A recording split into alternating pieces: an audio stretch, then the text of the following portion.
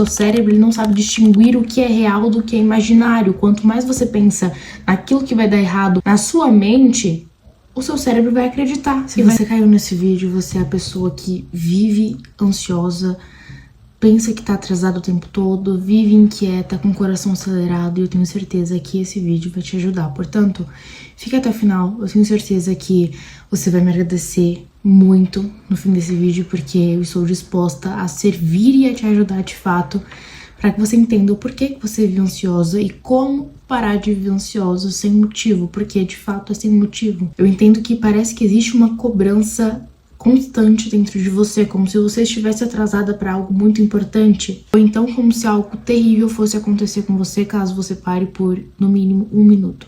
E sabe o mais louco de tudo isso? Na maioria das vezes, o que te pressiona não é o mundo em si, da tua total performance, mas sim você mesma. Antes de tudo, eu preciso que você entenda que a ansiedade não é falta de força, mas sim sintoma de uma mente que tenta controlar tudo a todo momento e de um coração que de fato esqueceu como confiar. A ansiedade é um mecanismo de defesa natural. É o corpo se preparando para o perigo.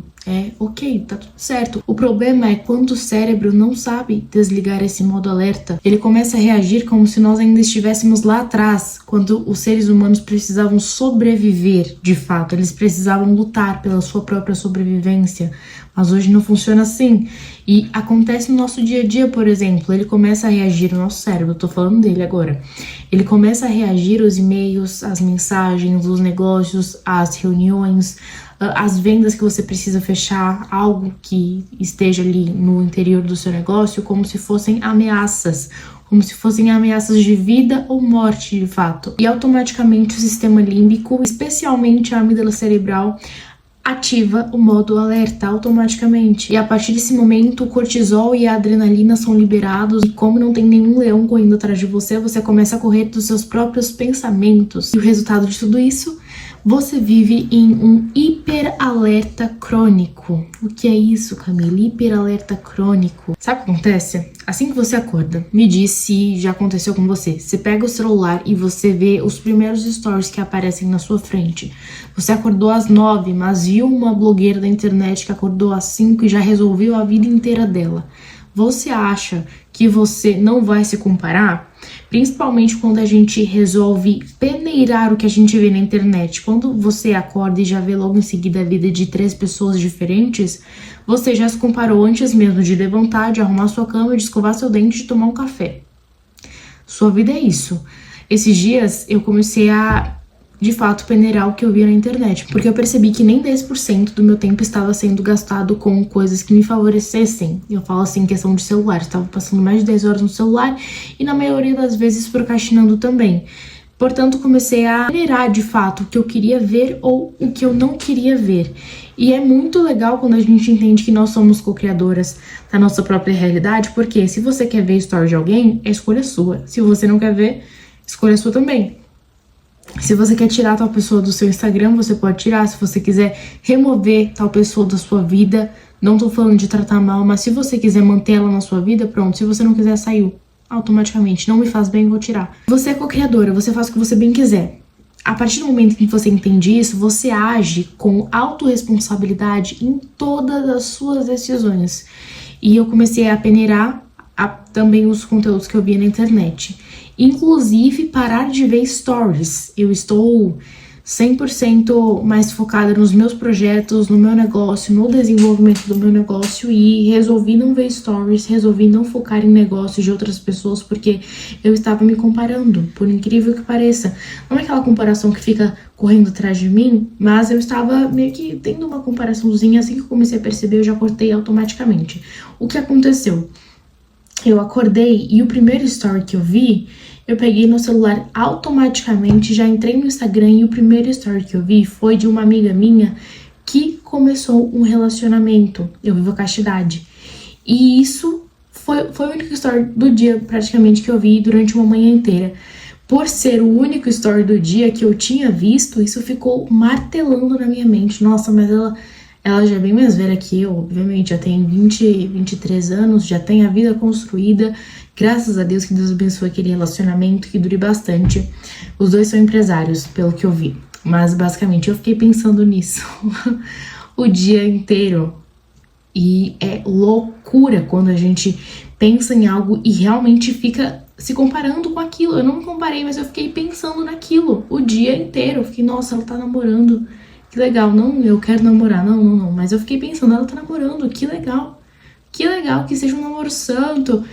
Enfim, e a comparação vem, de alguma forma. E nesse momento, quando você faz isso, antes mesmo de começar o seu dia, o seu cérebro já entra em competição mental, comparação, medo, cobrança, antes mesmo de tomar um café com calma, minha filha. Seneca dizia que a ansiedade nasce do viver do futuro, viver sempre pensando no futuro que nunca vem, que nós nunca temos a certeza, nós nunca teremos a certeza do amanhã e não tem como mudar o passado. Portanto, viver no presente seria o mais fácil possível, mas a mente que é ansiosa não consegue compreender isso. O ansioso é aquele que tenta antecipar o amanhã e controlar o imprevisível. Portanto, ele vive mentalmente num tempo que ainda não existe. E é óbvio que eu não deixaria de trazer palavras do meu pai bem aqui. Isso aqui, ó.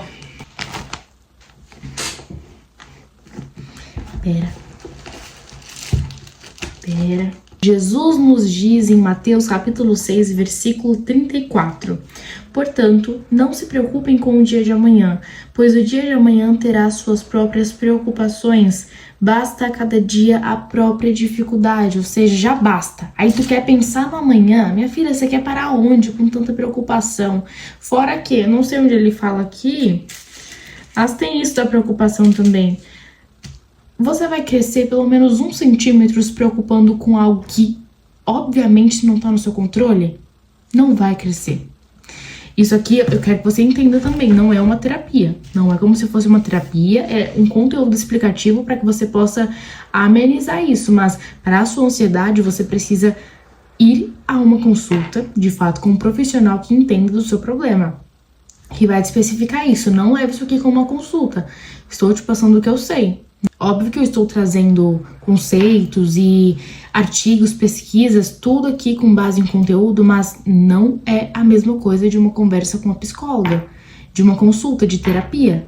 Estou aqui passando o que eu sei, então não leve isso como uma terapia, ok? Pra ninguém vir me criticar depois. Já trouxe meu conceito bíblico, agora eu vou trazer um pouquinho da física quântica, porque nos últimos dias eu estou estudando sobre e eu acho muito legal trazer isso aqui. Se me ajudou, é o que me ajudou, está me ajudando e eu vou trazer pra você para que possa te ajudar de alguma maneira também. Eu acredito que você já saiba, mas no nível quântico, cada pensamento é uma vibração. Quando você vive em um constante medo de situações que podem dar errado na sua vida, tentando controlar o imprevisível de fato, você automaticamente cria realidades negativas e atrai essas próprias realidades antes mesmo que elas aconteçam. Então é o seguinte, você está criando dores 2 vezes, uma na imaginação e outra na realidade. Tanto que já puxando isso, eu posso falar um pouco sobre o nosso cérebro. Já falei sobre a nossa mente na aula passada, mas basicamente o seu cérebro ele não sabe distinguir o que é real do que é imaginário. Quanto mais você pensa naquilo que vai dar errado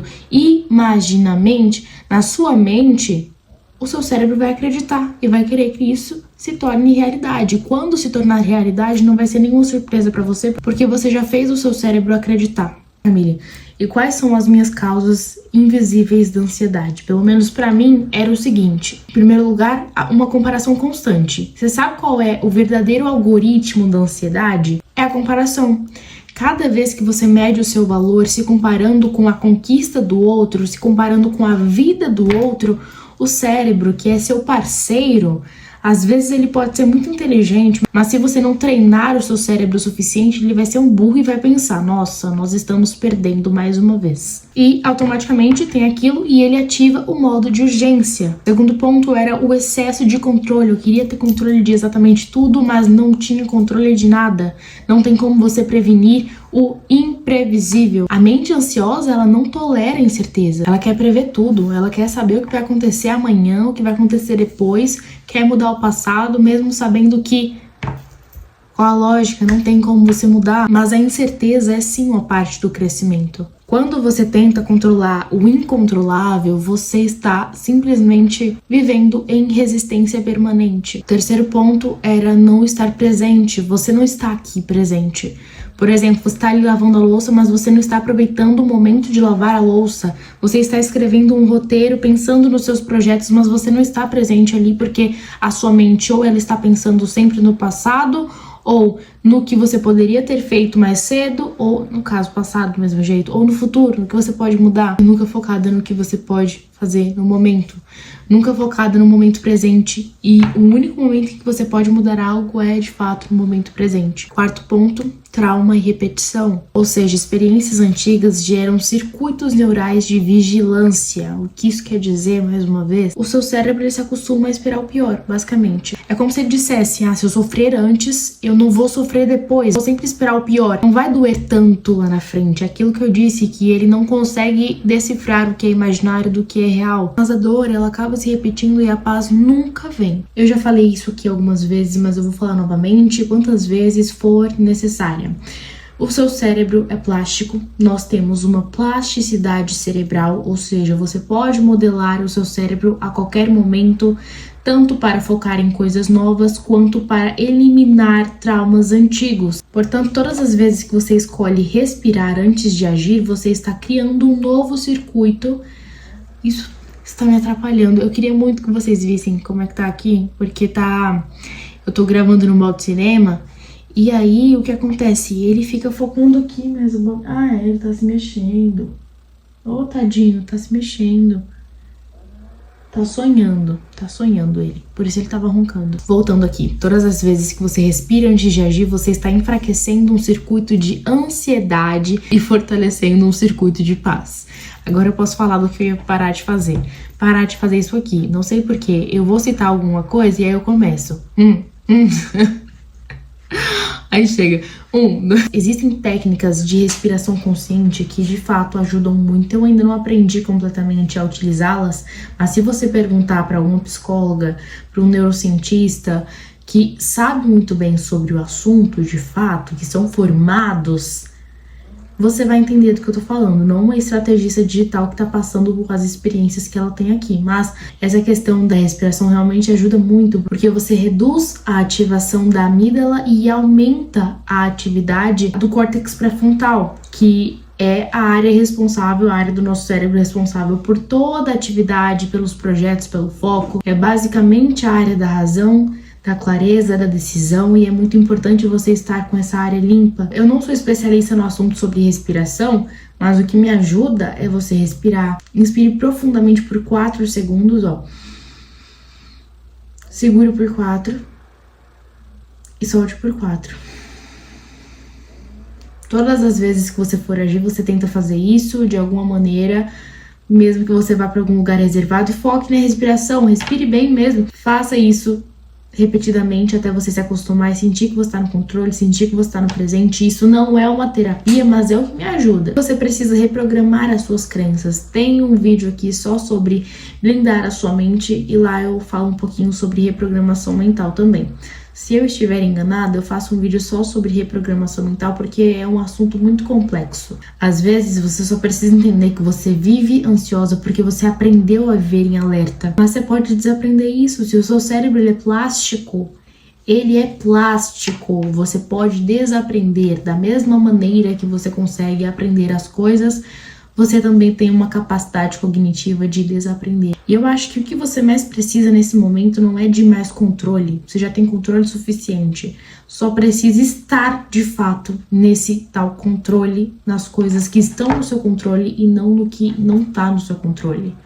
Deu pra entender? A ansiedade diminui quando você entende que não é Deus. E que tudo que você precisa fazer é o seu melhor. É de fato você fazer o que você pode e o impossível você deixa com ele. Eu espero que você encontre a paz e procure tratar disso. Não só escutar o que eu tô te falando pra gente trocar um papo legal aqui. Não, eu quero que você procure tratar de fato. Tudo bem? O conhecimento que eu tenho é esse, em questão da ansiedade, que eu já lidei com outras pessoas também, mas eu não sou uma profissional formada nesta área. Meu nicho é completamente diferente.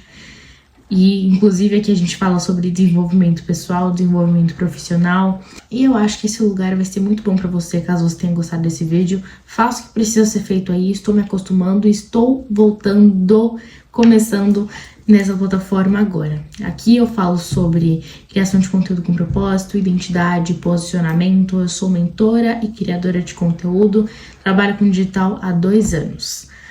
É isso, eu espero muito que esse vídeo tenha te ajudado de alguma maneira. Meu olho tá assim, eu tô caindo de sono, até porque são 2 horas da manhã. Mas é isso, fique com Deus, espero muito que tenha te ajudado. Um beijo e até o próximo vídeo.